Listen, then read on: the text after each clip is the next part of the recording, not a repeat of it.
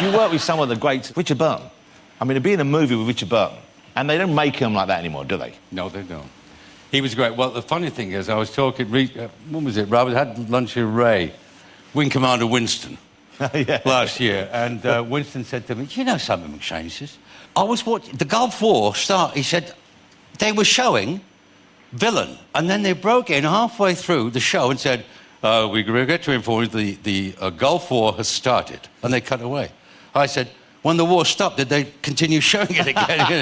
"The war is over, we will now go back to Villain," starring Richard Burton. No, it's funny, isn't it? Well, I've got a clip of you in that. You have? I have, because I remember seeing this movie when I was a kid, and it kind of scared me. It's a good movie. The men in it are, you know, they're fighting men, and it struck me as being, certainly when I was younger, as a very realistic portrayal of criminals of the sort that we didn't see so much. They're not glamorised in any way, and they're kind of presented as... Well, Richard played a kind of composite of the Cray twins at the time. I thought it was a very undervalued movie. It did very well, but it was a sort of a bit... Burton wasn't at that period of his life, of course, because it was overshadowed by his relationship with her. Yeah. So they were all saying, "How? He's not an actor." You go, "Well, try working with him." The guy was great, and a great guy too. Well, he's great. Even this scene, and it kind of looks a bit dated, obviously, the clothes and the setting, but when he comes on stage, before he says anything, he's scary. Look at this. Wolf? Wolf? Hello, darling.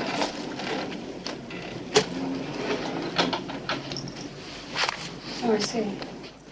Bad moment. Well, you shouldn't have let me have a key, should you, love? Makes a girl feel special, a key. Get out of here, slag. You better go, Venetia, now. You get out.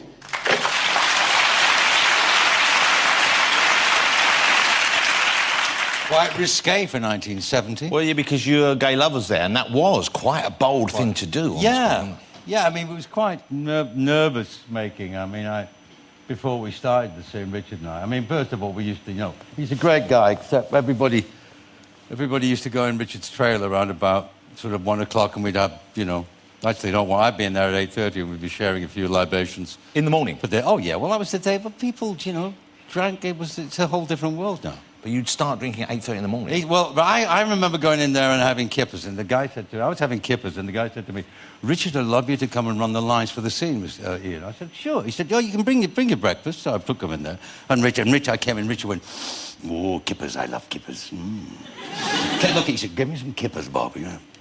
So he went away, and he came back, and we're running the scene. I'm eating the kippers, and Richard goes, "Oh, yes, kippers, And they just sit there, kept going, "Oh, yes, kippers." "Oh, I love kippers. Get me a vodka and grapefruit juice, would you?" And the kippers went pushed one side. I said, "Well, I might as well join you." So the kippers got him in the mood for the vodka and grapefruit juice. Well, the smell of kippers can make you want a vodka and grapefruit juice. You know?